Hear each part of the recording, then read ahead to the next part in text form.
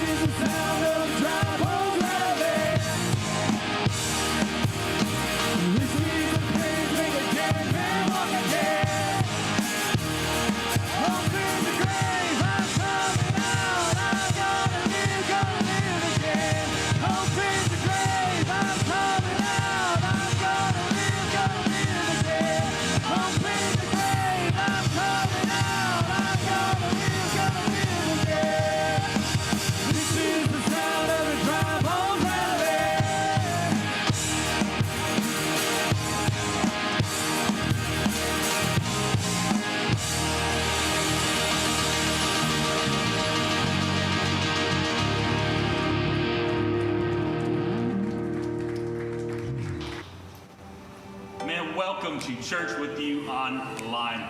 I am so glad that you are here with us this morning. If you are a regular, it is great to see you again. If you are brand new, man, we are super stoked that you are here with us this morning. Now, here's what I need you to do, new folks, okay? If this is your first, second, or third time, I need you to fill out an online Connect card. We just straight up need to know you're here, okay? Because this becomes pretty impersonal if we don't connect. So let's go ahead and fill out an online Connect card. Our online Connect card comes with a hassle-free guarantee. What that means is you will not get 100,000 phone calls. You will not get your email spammed. You will not get text messages. And we for sure will not show up at your front door. So no fear, fill out that card. Let us know where you're from, you know, all that good stuff, so we can contact you, send you a letter in the mail saying thank you for joining us and how you can get more connected here at Church with You. So go ahead and do that, okay? Now, I'm going to go ahead and jump into a time of giving. Your giving makes more of a difference than you will ever know. Look, I walked into the doors of Church with You almost 4.5 years ago, and I sit in someone else's sacrifice every single week. Okay, and what I mean by that is somebody gave the money to purchase the chairs I sit in on Sunday. And somebody purchased the camera that's videoing you right now. So your generosity can literally change lives. It is changing lives. We are seeing people saying yes to Jesus all the time. And it is because of generous people, the generous people here at Church with You that give faithfully, that make it happen. So thank you for your generosity.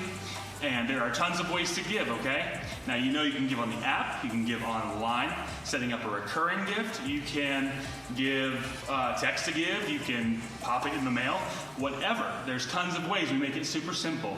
So whatever works for you, okay? But your generosity is changing lives every single week. Guys, buckle up. We're going into week 4 of Breaking Free.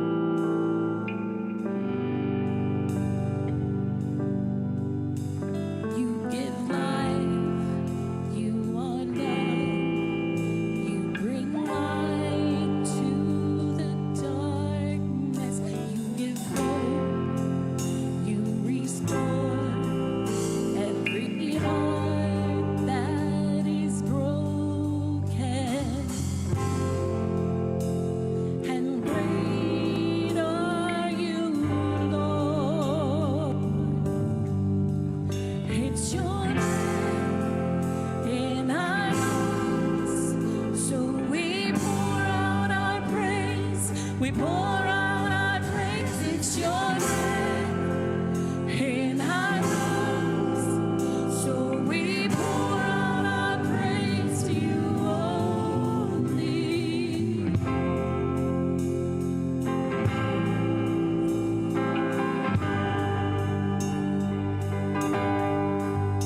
You give life, you are love, you bring light to the darkness, you give hope, you restore every heart that is broken. And great are you, Lord. It's your name in our lungs, so we pour out our praise. We pour out our praise. It's your name in our lungs, so we pour out our praise to you only. It's your name in our lungs, so we pour out our praise. We pour out our praise. It's your name in our lungs, so we pour out our praise to you only. The second part that we're about to sing says, "And all the earth will shout your praise." And we're going to sing this out. We're going to praise Him, no matter what we're going through, whatever storm we're walking through, because it's His breath in our lungs, and we breathe because He has breathed life into our bones. Let's sing this out.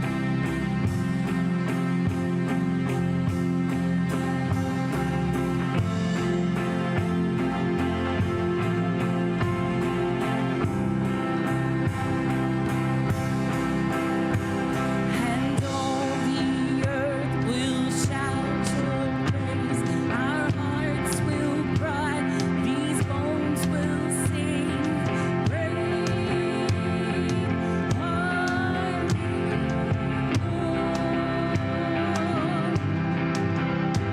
And all the earth will shout your praise. Our hearts will cry. These bones will sing. Great are you,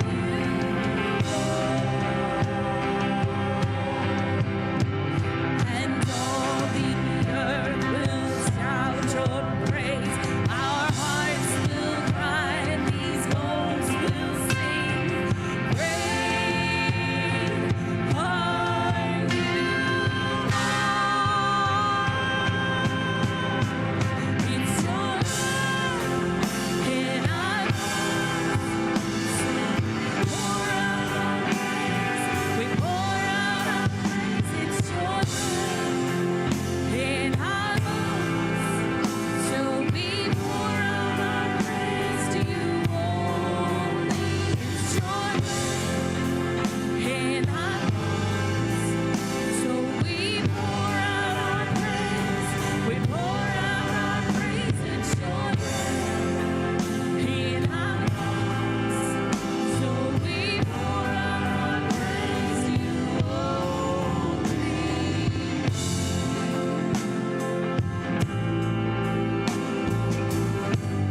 You praise Jesus where you're standing right now.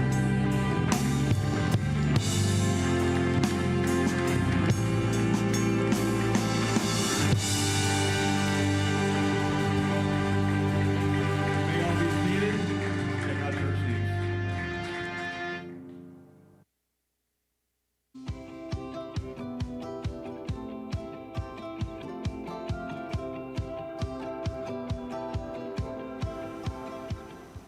Hi. Man, we are so excited that you are here with us today, and I'm going to come at you with a little bit of church news, and evidently I'm going to come at you really closely. Really close. We have been having some fun in 2021. Listen, people are accepting Jesus, people are getting baptized, confetti's flying everywhere. We're having a blast. I hope you guys have been along for the journey, and if you haven't, welcome. This is very exciting. Listen, If you or someone you know has accepted Christ recently or maybe even in the past and you're ready to take that next step in baptism, sign up today. That's right. Yes, we know that the next baptism is down the road, but here's the deal. We will change that. If you're ready to get baptized now, we're ready to baptize you now. We want to make you taking that next step in baptism as easy as possible. So sign up today. Now, we also have something coming up that's one of my favorite things that we do all year long, and it's back and it's ready. So daddies, get ready because Daddy-Daughter Dance is happening. When is it? Oh my gosh. Hilton is contagious. Really close. Because maybe you'll pay attention more if I say it like this. Daddy-Daughter Dance. Okay, so I think it's February 19th. Sometime in February, there's Daddy-Daughter Dance. It's literally the best Daddy-Daughter Dance in town. And so we want to encourage you guys to go to Daddy-Daughter Dance. There was one other thing. Color Wars. Color Wars. That's right. This Wednesday, students, if you haven't been coming to Fusion, you've been missing out. Let me tell you, we have Color Wars happening this Wednesday night. We want you to wear white, number one. That's the only thing you have to do. And bring your friends, number two. And come ready to have a blast. We're gonna throw color at each other. Probably gonna eat some of this color. I'm not sure if that's good for you or not, but it's okay. It's gonna be a blast. We're gonna have a great time and you don't wanna miss it. So bring all your friends, invite all your friends, get your mama to load up her minivan and get here at 6:30 in order to experience Color Wars at Fusion on Wednesday night. Don't miss it. Color Wars, Fusion, Wednesday night.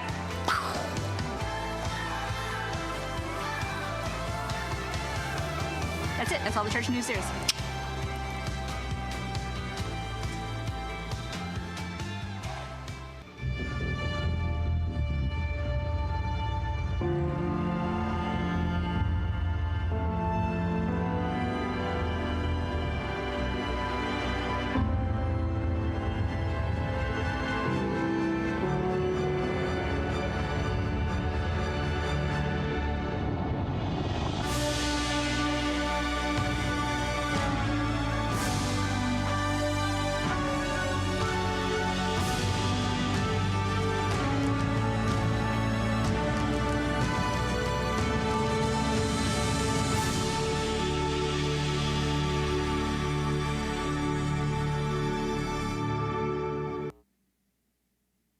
What's up, everybody?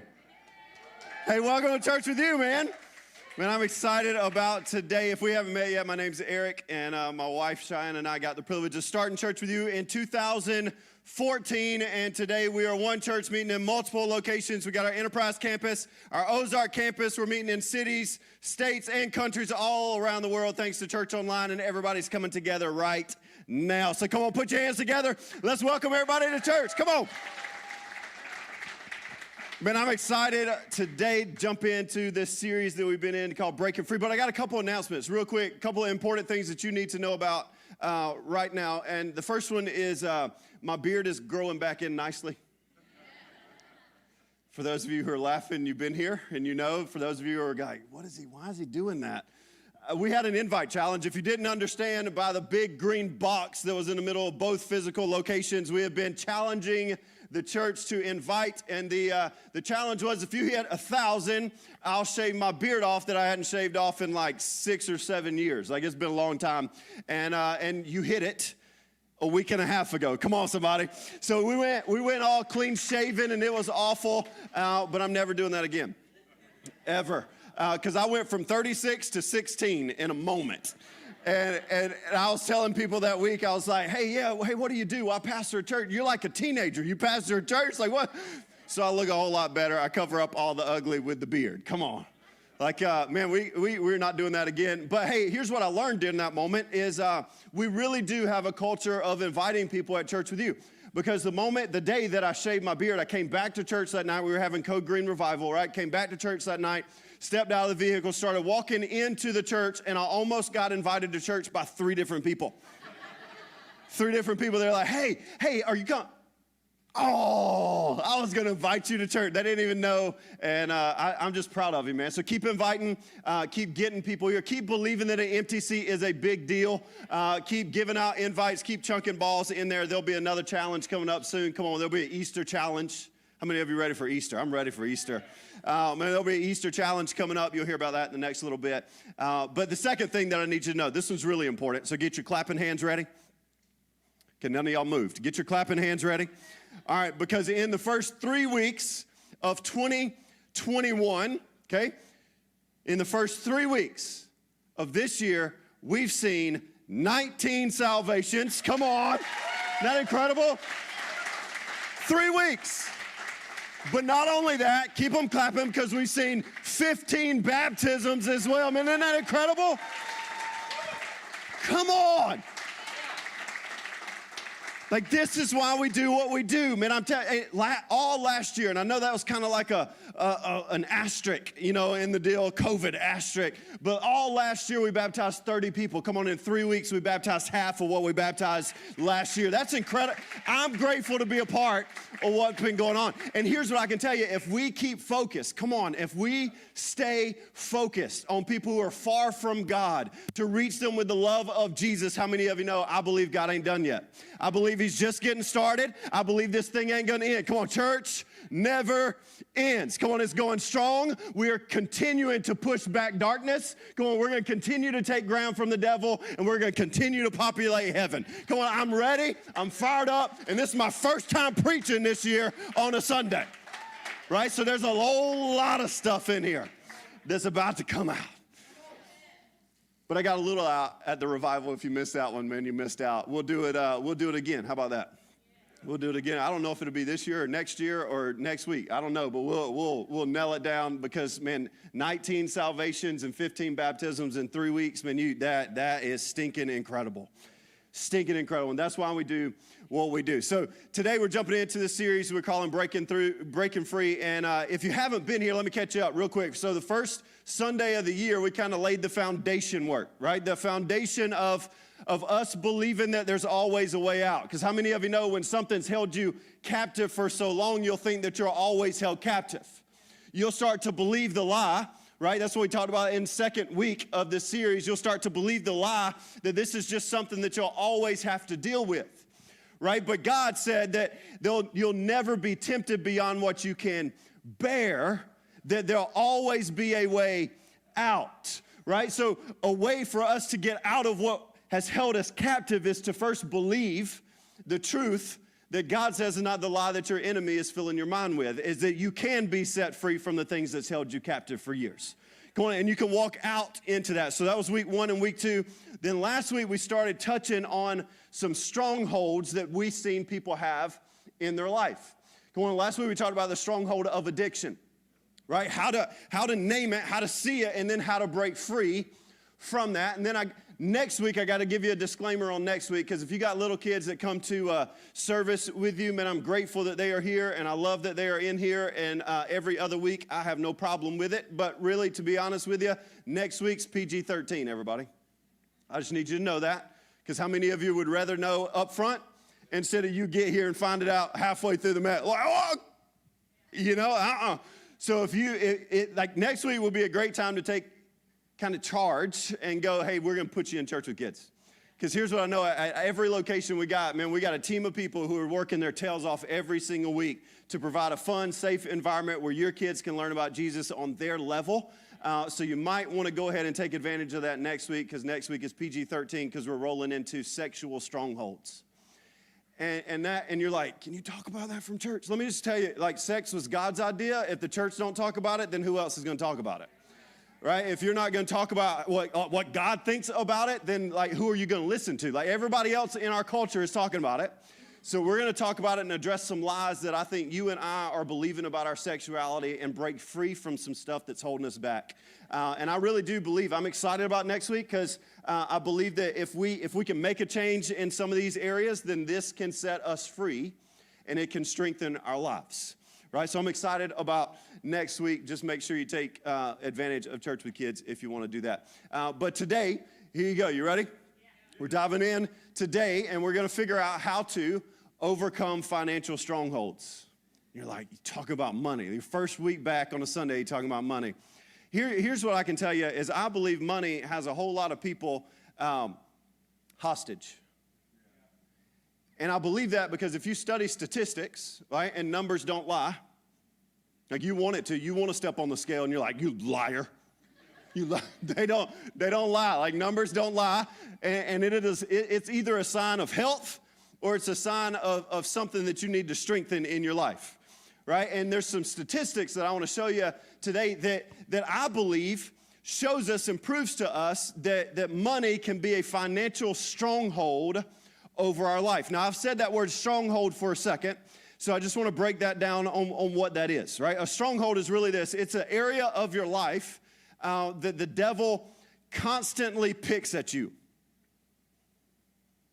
Easiest way to break it down. Made a 17 on my ACT. I need it dumbed down, everybody. Like that. The stronghold is an area of your life where if Satan is going to tempt you, if he's going to come in, if the enemy is going to destroy your life in some way, shape, form, or fashion, it's probably going to start right there. It's an area of your life that he's constantly picking on you at, right? And everybody's life is different. Every area is different in everybody's life. That's why we talked about addiction last week. That's why we're talking about sex next week. That's why we're talking about money this week, because everybody has an area of their life where the devil keeps picking at you and he's taking you off the course of the path that God has for you because he continues to pick and he has you in a stronghold that you don't think you can break free from, right? And I believe if you look at statistics, then money has become a stronghold in a whole lot of people's lives. And you can tell by the statistics, right? Because Ramsey Solutions did this study. They researched the whole deal, and they really talked about the financial health or the financial picture, the status of finances in American households. And this is the first part of what they said in this study, is they said, this is the average consumer debt across generations. So they broke this down. So they said, out of baby boomers, individually, across the board, baby boomers average $16,234 worth of debt, individually. So if you're married, you can double that, right? And then it goes on to Gen X, $29,000, millennials, $26,000. And then if you're like me, when you start reading statistics, you're like, okay, well, what filter are they using, though? Right? You start thinking, my mind does, maybe yours doesn't, maybe you just believe what you see when you hear it, whatever, but my mind thinks through, like, okay, how are they doing this?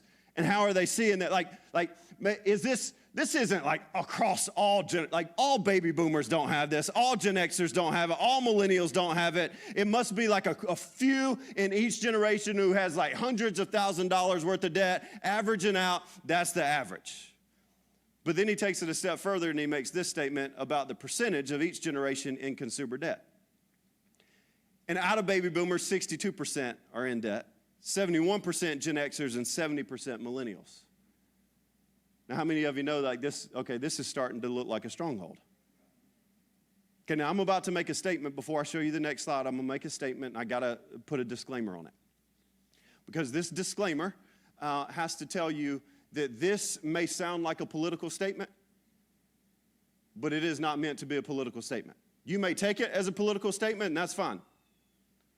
But this is not a political statement. This is a common sense statement, okay?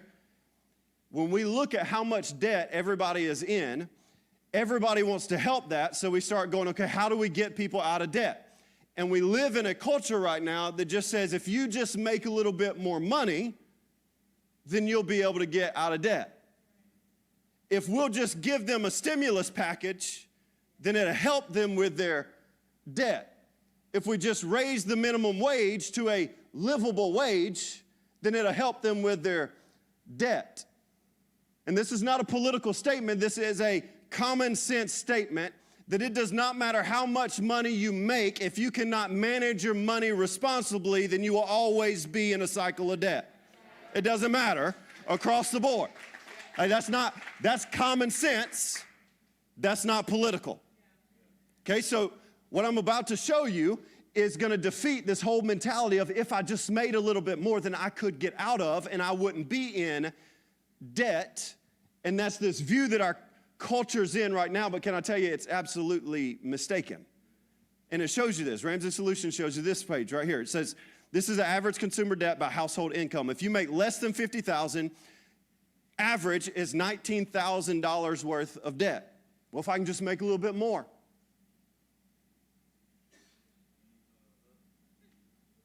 If I can just make a little bit more.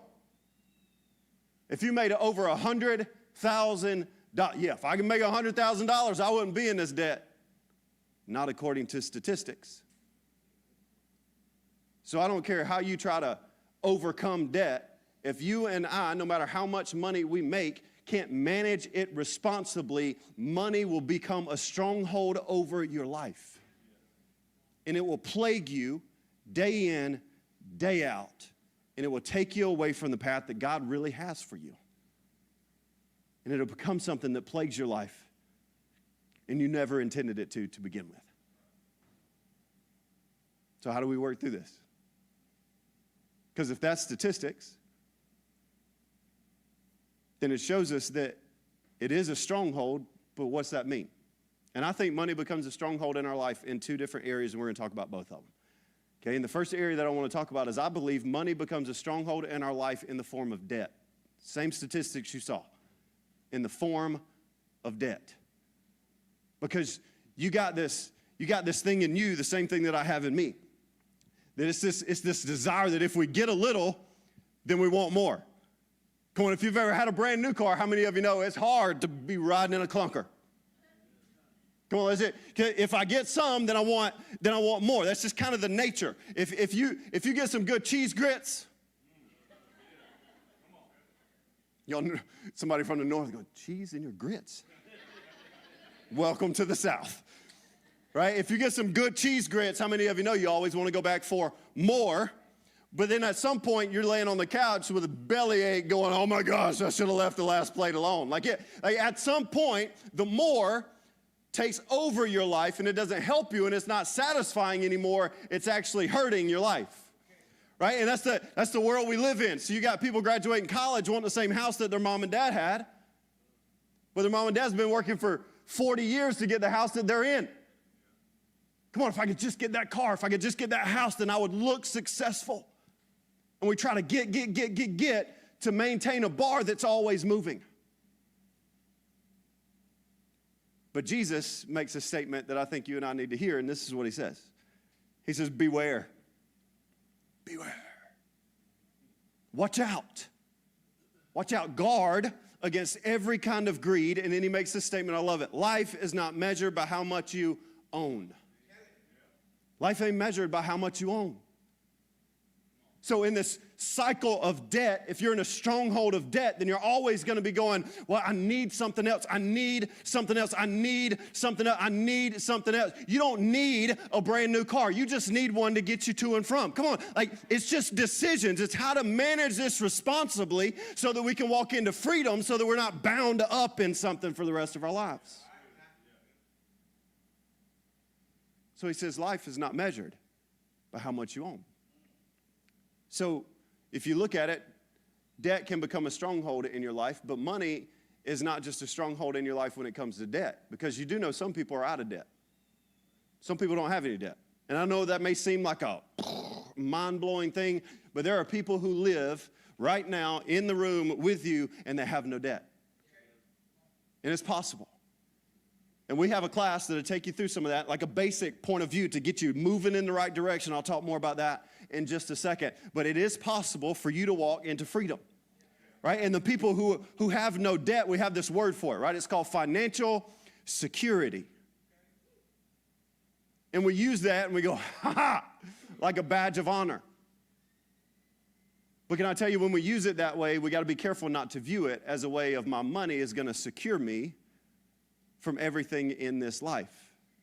Because when you have no debt, you make a little money, and you're a little bit wealthy, you get to a place where you're like, I can insulate myself from all the problems of the world.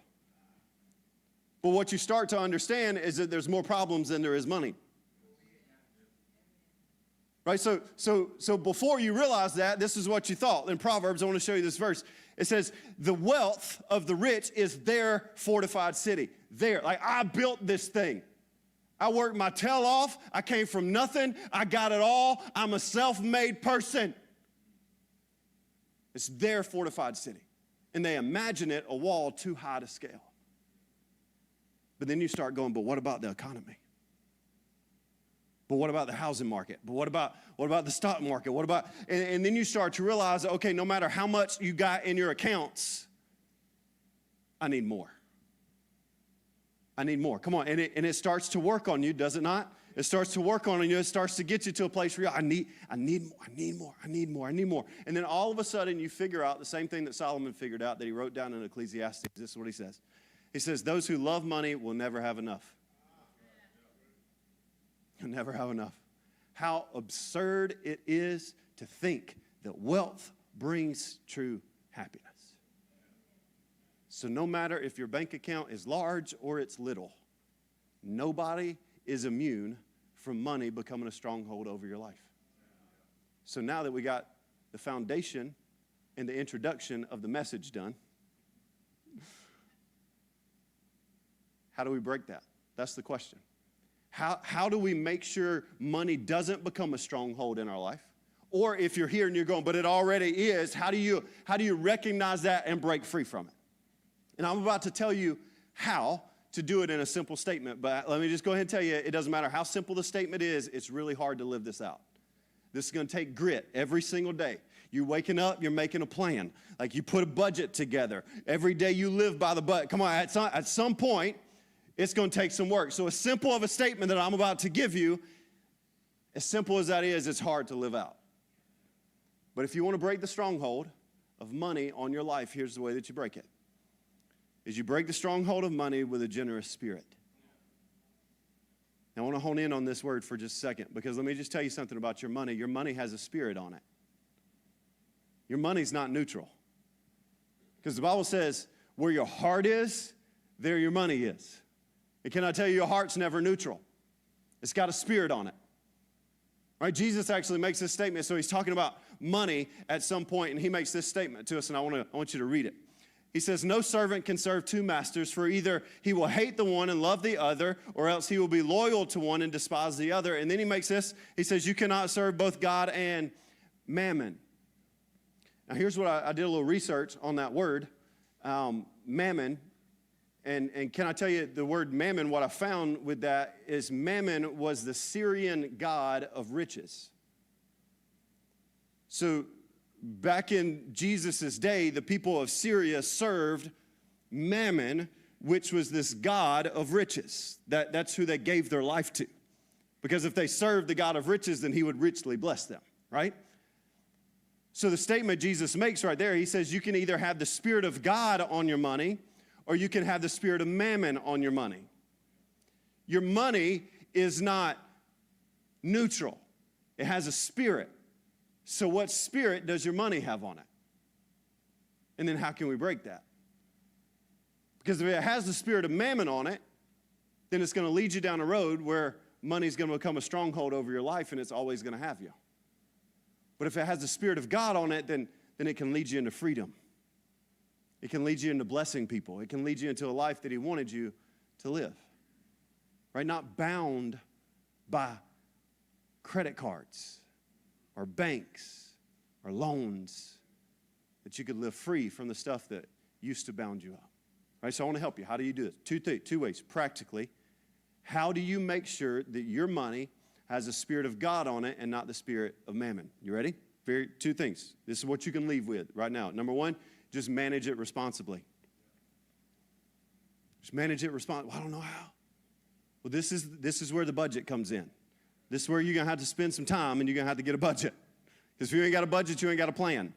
And if you ain't got a plan, you'll be led wherever the next commercial or the next thing or the next people or whatever wants you to go. You got to have a budget, and then you got to work the budget. This is where grit comes in. Where it's like, yeah, but this week it'd be easier too. Oh, but that ain't what your budget said. You got to stick the budget. And I know when you hear that, managers say, okay, that's fine. I hear that all the time. How do you do that?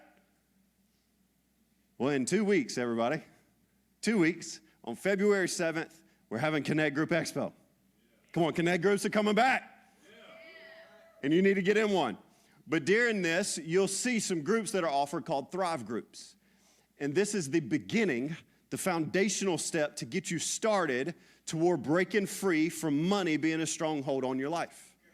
Right? If you can't manage responsibly and you know that and you recognize that, that's incredible. Great place to be. But now how do you move forward? Get in one of these Thrive Groups and move forward. Because I'm telling you, I hear story after story after story after story of how a Thrive Group has changed somebody's life. I've heard it time and time again.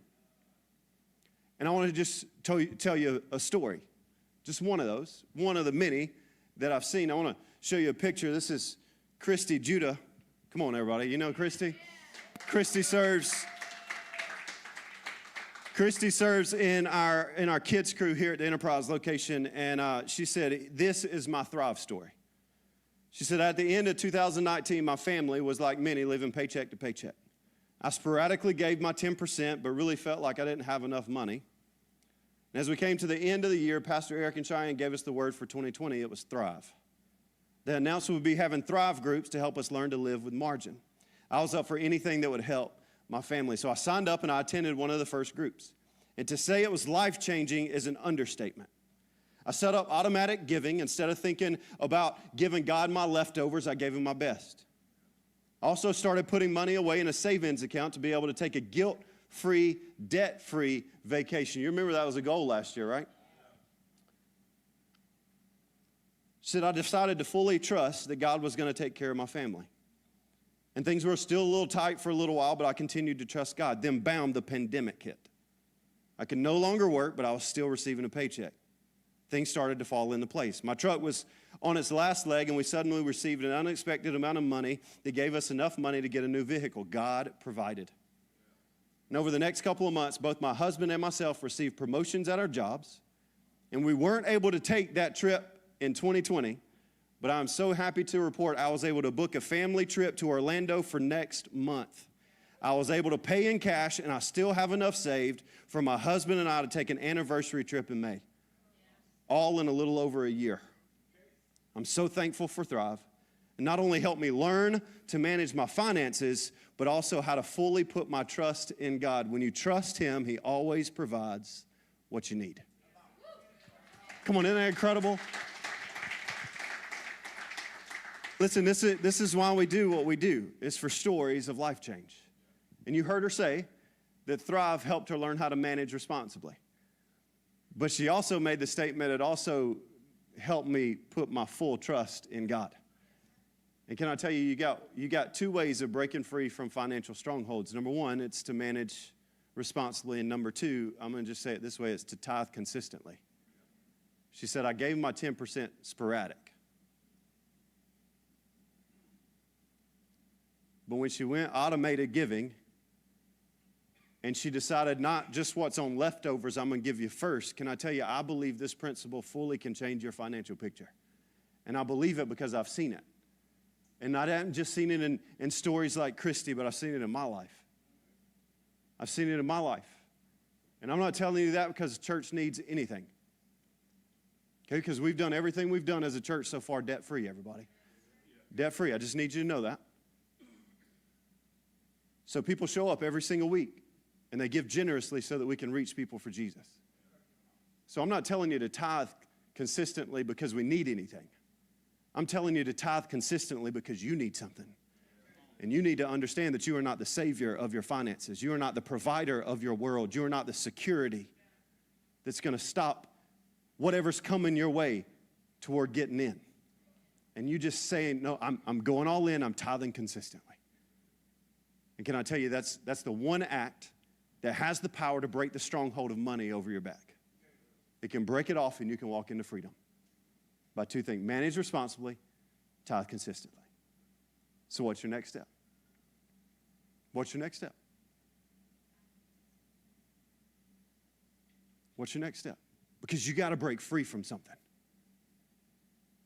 And if you found yourself in one of these statistics, can I tell you that's not God's plan for your life? His plan for your life is to walk in freedom with what He's provided you so that you can not only be a blessing to your family and giving them everything that you can responsibly give them, but you can be a blessing to somebody else. Because can I tell you this morning, you're sitting in somebody else's sacrifice. No matter if it's an Enterprise, Ozark, Church Online, you can sit in your, I bought my own couch. Yeah, but you're watching because of somebody else's sacrifice so that we could put all this stuff online. When you're sitting in somebody else's sacrifice. So if your next step is to manage responsibly, then get ready. 2 weeks from now, you need to sign up for a Thrive Group. I'm telling you right now, write it down, put it in your phone, put it as a reminder. Right now's the day. I'm going in. Or is it tithe consistently? Just do what Christy did. Set it up and go, hey, God, I'm giving you the best. This is my best. This is the first. I'm giving it to you. I don't want anything to get in the way, so I'm automating it. I'm giving it back. And see, won't God do something? Because when you break the spirit of mammon on your money, the Spirit of God starts to come into it, and it'll change the trajectory of your life. And you'll realize that what you have and what you sacrificed to give was really no sacrifice at all. Because without the person who loves you more than anybody else on this planet, without Him sacrificing what He did, you wouldn't be able to live the life that you have. So it's true that you're sitting in somebody else's sacrifice. That seat that you're sitting in costs $40. Somebody bought it for you to sit in. But can I tell you, a life of freedom was bought with a much higher price that was paid. It was bought with the blood of Jesus that should have never been shed. Because that should have been us. The Bible says, for the wages of sin is death. Me and you deserve that. Because me and you are nothing but sinners. But God said, no, I got a plan. And He sacrificed His Son on your behalf and on my behalf so that we could sit now in somebody else's sacrifice. We can sit in freedom because of the sacrifice that Jesus made for us. So if you're here this morning and you've never said yes to a relationship with Jesus, your next step has nothing to do with money. It doesn't. And you came and you heard a message on money, but you didn't need to hear any of it except for right now. And it's the fact that Jesus sacrificed His life for you. And in order to break the stronghold of the enemy that he has over you, the only way you walk into freedom is by accepting the sacrifice. So with every head bowed, every eye closed, the band's going to come up, both locations, campus pastor's going to come up. We're going to give you a moment for you to make a decision to just say yes to a relationship with Jesus.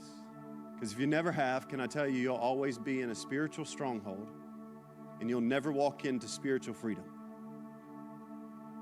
And if you can't walk into spiritual freedom, you'll never walk into physical freedom.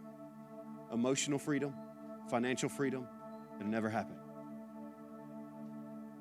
So today, the person who gave His life for yours is just saying, if you'll accept my gift that I gave you today, then you can be a brand new person. The Bible says that if you confess with your mouth that Jesus is Lord and believe in your heart that God raised Him from the dead, then you will be saved. That's the promise to you today. So no matter if you're at Enterprise, you're at Ozark, Church Online, right now is the moment that you can go all in and get spiritual freedom today. Spiritual freedom right now. You ready? And turn it over to our campuses.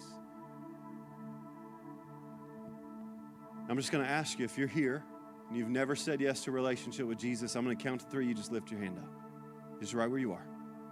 Just lift your hand up right where you are. You ready? On the count of 3 right now. Just say, yeah, that's me. On the count of 3 right now. 1, 2, 3. Just lift them up right where you are. Keep them up for just a second. Nobody's looking around. We're not going to call you up. Not going to make you stand. I'm going to lead you in this prayer. Nothing special. Come on, just repeat this under your breath to the person who gave it all for you. Say, Jesus, I need you. Come into my life and forgive me of my sin. Thank you for sacrificing your life for mine. I accept it and I believe it. God, thanks for coming back to life on the 3rd day so that I could live in victory. Help me follow you now the best way I know how. I surrender today, surrender the rest of my life. Walk with me, help me, because I want to experience everything that you have for me. If you prayed that prayer this morning, can I tell you, you're a brand new creation. The Bible says what was old has been gone and the new has come right now. So you're a brand new creation. So come on, church, can we celebrate those hands? Can we celebrate that prayer? Whether it's Enterprise Ozark, Church Online, man, we celebrate you. And we want to know, hey, stand to your feet right now. Hey, we want to know if you made that decision. There is a Connect card right in front of you. If you're at a physical location, you can pull that out. You can sign that, fill it out, flip it over on the back, say, I accepted Christ. If you're watching at Church Online, you can click the button that says raise your hand. You can watch that right there. And, man, I'm telling you, that God's got something to do. He's working. Come on, he's up to something. He's moving, and he's shaking. Come on, you don't get 19 salvations and 15 baptisms in 3 weeks with God not moving and doing something. So right now, in order for him to continue to move in our life, we got to receive it. Right? We got to receive it, and we got to go all in. So right now, God, we go all in. God, we're going to lift up our voices. God, it's gonna reflect our heart. God, that we're believing that you are going to work, that you're going to move, that you're going to do everything that you said you would do. God, we follow you. We surrender our lives. God, lead us into everything that you have for us. Come on, church, let's sing this out. With everything we got, sing it out right now.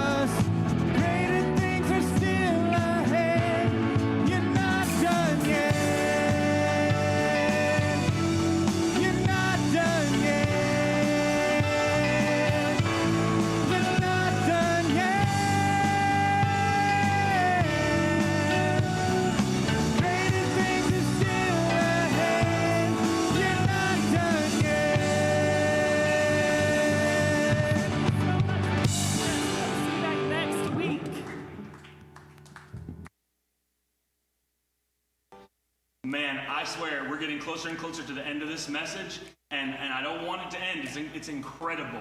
The impact it's having on people's lives is eternal. Now, I need someone on my crew. I need hosts, okay? So do me a favor. If you are interested in hosting, I need you to go ahead and email me at stephan@churchwithyou.com and let me know that's something you're interested in, because we're growing and we need more people to say hello to people in the morning online, to engage in conversation and things like that. So we need you. Guys, thanks again, and we will see you next week.